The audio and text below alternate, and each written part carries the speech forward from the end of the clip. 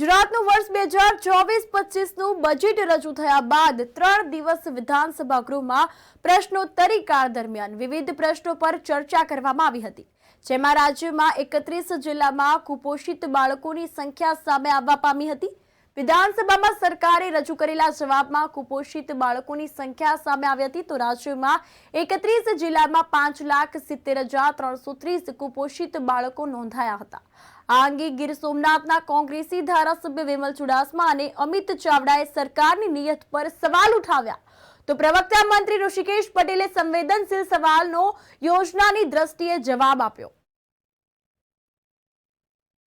મહિલા અને બાળ કલ્યાણ મંત્રીશ્રીને મેં આજની પ્રશ્નોત્તરીમાં મારો પ્રશ્ન નંબર 10માં પૂછેલું કે ગીર સોમનાથ જિલ્લો અને અમરેલી જિલ્લામાં કુપોષિત બાળકોની સંખ્યા કેટલી છે, ત્યારે મંત્રીશ્રી દ્વારા રાઇટિંગમાં જણાવવામાં આવ્યું કે એ સંખ્યા 10,907 છે ગીર સોમનાથ જિલ્લામાં, અને 1190 જે કુપોષિત બાળકો છે એનો ઘટાડો થયો છે, એટલે કુપોષિત બાળકો 9,717 જે હાલમાં છે, તો એનું શું થયું છે એ મંત્રી દ્વારા મેં પૂછવામાં આવ્યું। કારણ કે એ પ્રાથમિક શાળામાં જાય છે તો ત્યાં તો પૌષ્ટિક આહારનો કંઈ વ્યવસ્થા થતી નથી, તો સરકાર દ્વારા ખાલી આંકડાઓ ઓન પેપર બતાડવામાં આવે છે, પણ બાકીનું સરકાર દ્વારા એ જ બતાડવામાં આવે છે કે અમે બાળકો માટે જે કુપોષિત બાળકો માટે આટલી વ્યવસ્થા કરીએ છીએ, એટલે પ્રાથમિક શાળામાં જો આના પછી જે બાળકો પ્રવેશ કરે તો ત્યાં તો મધ્યમ ભોજન મળે છે।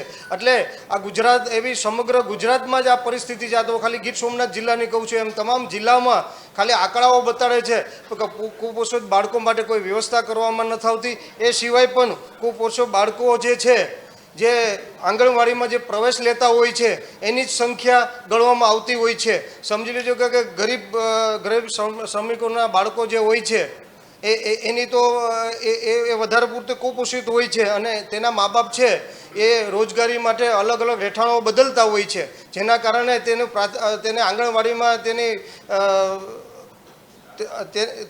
આંગણવાડીમાં તેનો પ્રવેશ કરવામાં નથી આવતો, અને આંગણવાડીમાં પ્રવેશ કરવામાં નથી આવતો એટલે તેની ગણતરી પણ નથી થતી। એટલે આવા બાળકો માટે પણ સરકાર દ્વારા કોઈ આયોજન કરવામાં નથી કે આવા બાળકો હોય તો તેને સર્વે કરી અને તેને ડિજિટલ કાર્ડ દેવો જોઈએ કે જે જિલ્લામાં પણ ત્યાં જાય ત્યાં તેને પોષિત આહાર મળે, આ કાર્ડના આધાર ઉપર એ આંગણવાડીમાં પોષિત આહાર મળી શકે અને પ્રવેશ મળી શકે। એટલે સરકાર દ્વારા ખોટી મોટી વાતો કરવા દેવા આવેલી છે મંત્રી દ્વારા, એટલે આવી કોઈ પણ વ્યવસ્થા કરવામાં નથી આવી।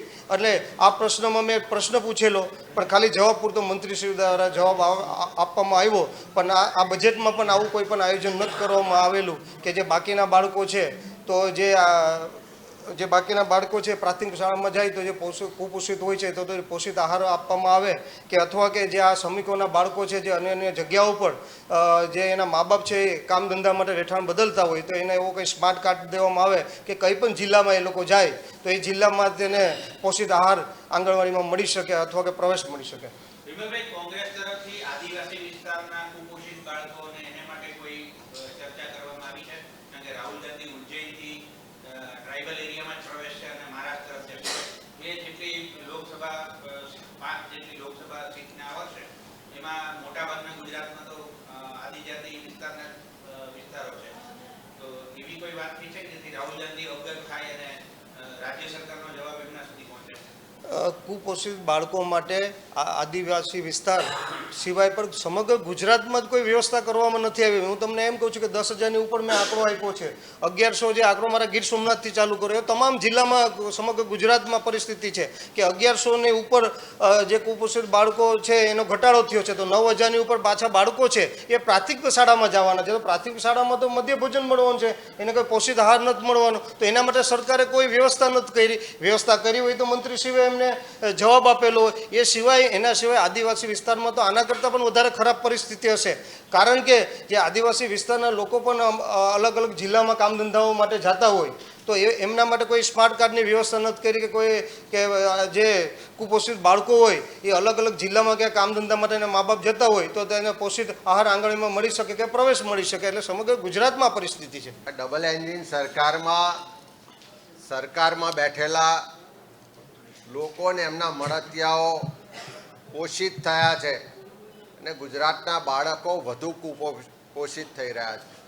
આજે પ્રશ્નોત્તરી કાળમાં અમારા ધારાસભ્ય માન્ય વિમલભાઈ ચુડાસમા, અમારા ધારાસભ્ય માન્ય અરવિંદભાઈ લાડાણીના જે પ્રશ્નો આવ્યા અને અમે જે આખા પ્રશ્નોત્તરીનું સંકલન કરીને માહિતી તૈયાર કરીએ ચોંકાવનારી છે. એક તરફ સરકાર દ્વારા છેલ્લા 2 વર્ષની જ વાત કરીએ તો લગભગ 10,715 કરોડ રૂપિયાની જોગવાઈ આ વિભાગ માટે કરવામાં આવી અને એની સામે જે પરિણામો જોવા મળ્યા એ ખરેખર દુઃખદ છે અને ખૂબ ગંભીર છે. કારણ કે જે આંકડા છે એ મુજબ જોઈએ તો 2018માં ગુજરાતમાં કુપોષિત બાળકોની સંખ્યા 33 જિલ્લામાં 1,18,041 હતી, જે સરકારના રેકોર્ડ મુજબ છે. ત્યાર પછી ફરી એની સમીક્ષા કરવામાં આવે તો 30 જિલ્લાઓમાં 31/12/2022ની સ્થિતિએ એટલે 18 પછી 4 વર્ષ પછી કુપોષિત બાળકોની સંખ્યા વધીને 1,25,900 થઈ અને હવે છેલ્લા અચાનક એક જ વર્ષમાં એવું તો શું થયું કે જેથી કરીને કુપોષિત બાળકોની સંખ્યા 1,25,900થી વધી 4 ગણી વધીને સીધી 5,70,000 જેટલા કુપોષિત બાળકો આજે ગુજરાતના 30 જિલ્લાઓમાં છે. એનો સ્પષ્ટ મતલબ છે કે 2 વર્ષમાં 10,000 કરોડ રૂપિયાનું બજેટ ફળવાય છે અને તેમ છતાં કુપોષિત બાળકોની સંખ્યા 4 ગણી વધીને 5,70,000 થાય છે. અનેક બાળકો કુપોષણને કારણે મૃત્યુ પણ પામ્યા છે અને બીજી બાજુ Gujarat model, Gujarat growth engine છે, ડબલ એન્જિનની સરકાર છે, એવા જાહેરાતો, ઉત્સવ ને તાઇફા પાછળ રાજ્ય સરકાર. આજે પણ અમે પ્રશ્નોત્તરીમાં પ્રશ્ન પૂછ્યો કે આ એક જ વર્ષમાં 4 ગણી કુપોષિત બાળકોની સંખ્યા વધવાના કારણો શું, તો એમની પાસે કોઈ જવાબ નથી. અને ખાસ કરીને જ્યારે મંત્રી મહિલા બાળ વિકાસના જે વિસ્તારમાંથી રાજકોટમાંથી ચૂંટાઈને આવે છે એ બહેનના જ વિસ્તારમાં જોઈએ તો 2018માં કુપોષિત બાળકોની સંખ્યા 2,400 હતી, જે આજે 2024માં વધીને 15,573ની થઈ ગઈ છે. એટલે 2,000થી વધી અને સીધી 15,000એ પહોંચી. જો મંત્રીના જિલ્લામાં આ પરિસ્થિતિઓ હોય, આખા ગુજરાતમાં આ પરિસ્થિતિઓ હોય તો એની પાછળનું એક જ કારણ હોઈ શકે કે પ્રજાના પડસેવાના ટેક્સના પૈસા જે આપણે ગુજરાતના બાળકો કુપોષિત ના રહે, તંદુરસ્ત બને, ભવિષ્ય એનું ઉજ્જવળ બને, એક સશક્ત ગુજરાત બને એટલા માટે આ ફાળવીએ છે. એ પૈસા ઉત્સવો, તાઇફા, જાહેરાતો અને ભ્રષ્ટાચારમાં ચવાઈ જાય છે. બાળકો સુધી એને જે કુપોષણમાંથી બહાર લાવવા માટે આહાર ને એના વિટામિન્સ આપવા જોઈએ એ પ્રક્રિયા થતી નથી. ફક્ત ને ફક્ત ભ્રષ્ટાચાર થાય છે. એ આંકડાઓ પરથી સ્પષ્ટ રીતે ફલિત થાય છે. આંકડાઓ એવું કહે છે કે આટલા વર્ષોમાં ભાજપના શાસનમાં કુપોષિતોની સંખ્યા વધી છે. વ્યક્તિનો વિકાસ થયો, પાર્ટીનો વિકાસ થયો, પણ કુપોષિતોને કઈ રીતે જુઓ? છેલ્લા 3 દાયકાથી ભારતીય જનતા પાર્ટીની સરકાર ગુજરાતમાં છે. માનનીય નરેન્દ્રભાઈ અહીંયા મુખ્યમંત્રી હતા અને આજે દેશના વડાપ્રધાન બની ગયા. કેટલાય લોકો સ્કૂટર પર ફરતા હતા અને આજે મોટી ગાડીઓમાં ફરતા થઈ ગયા. તેમ છતાં ગુજરાતમાં કુપોષણ દૂર થયું નથી. બાળકો જે કુપોષિત છે, જે આપણા બધા માટે શરમજનક છે, ચિંતાનો વિષય છે, આપણા ગુજરાતના ભવિષ્ય સાથે જોડાયેલો વિષય છે, ત્યારે એ બાળકોની સંખ્યામાં એક જ વર્ષમાં 4 ગણો વધારો થાય અને પૂરતું બજેટ ફાળવ્યા પછી પણ વધારો થાય એનો સ્પષ્ટ મતલબ છે કે જે બજેટ ફળવાય છે એ બાળકોનું કુપોષણ દૂર કરવાને બદલે સરકારમાં બેઠેલા લોકો અને એમના મળતિયા કોન્ટ્રાક્ટર અને અધિકારીઓનું કુપોષણ દૂર કરવામાં વપરાય છે. અને એ પૈસાના ભ્રષ્ટાચારને કારણે જે પૈસા બાળકોના કુપોષણ દૂર કરવા વપરાવા જોઈએ એ પૈસા એમના ખિસ્સામાં જાય છે અને બાળકોનું કુપોષણ વધી રહ્યું છે, એની સંખ્યા વધી રહી છે. એ આપણા સૌના માટે ચિંતાનો ને શરમજનક વિષય છે. કુપોષણનો વિષય ગુજરાત અને ગુજરાતના તમામ લોકો, રાજ્ય સરકાર હોય, સમાજના આગેવાનો હોય, રાજનીતિજ્ઞ હોય, દરેક માટે ખૂબ મહત્વનો છે અને ચિંતાવાળો પણ વિષય છે. આ કુપોષણ ઘણા પ્રયત્નો કરીએ છીએ, સરકાર તરફથી પણ પ્રયત્ન થાય છે, પરંતુ એ જીવન વ્યવસ્થાની અંદર રહેણી કરણીમાં, ખાવા પીવાની, રહેન સહેનમાં આ વસ્તુઓ જો ઇનબિલ્ટ ના થાય તો એક વખત કુપોષણમાંથી બહાર આવેલું બાળક, બહાર આવેલા કિશોર કિશોરીઓ, બહાર આવેલી આપણી સગર્ભા માતાઓ અથવા તો યુવતીઓ પણ સમય જતાં એ ફરીથી કુપોષણનો શિકાર બનતી હોય છે. એટલે વ્યવસ્થા આમાં સમાજે પણ જાગૃત થવાની જરૂર છે. હું તો એવું કહું છું કે દરેક મહોલ્લો અને દરેક ગામ નક્કી કરે કે મારો મહોલ્લો કુપોષણ મુક્ત મહોલ્લો.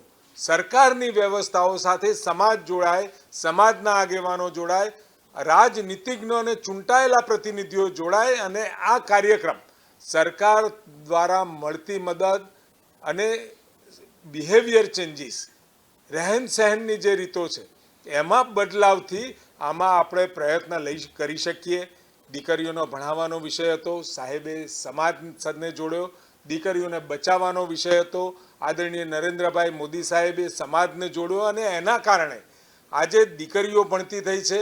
દીકરાઓ કરતાં પણ દીકરીઓનો ભણવાનો અત્યારે રસ વધ્યો છે અને નામાંકન પણ વધ્યું છે.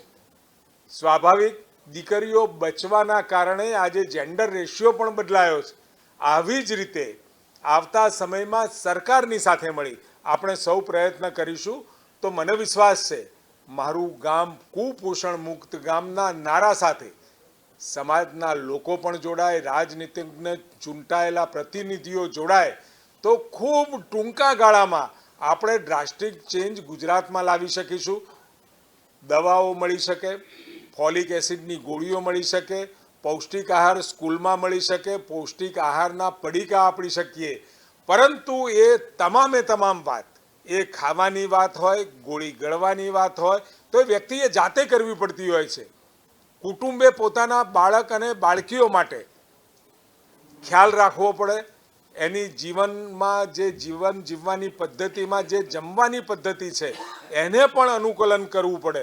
આ બધી વાતોને લઈ સમાજનો, હું તો એવું કહું છું કે સરકારનો પ્રયત્ન, સમાજનો સાથ અને ગુજરાત કુપોષણ મુક્ત ગુજરાત આપણે બની શકે એમ છે.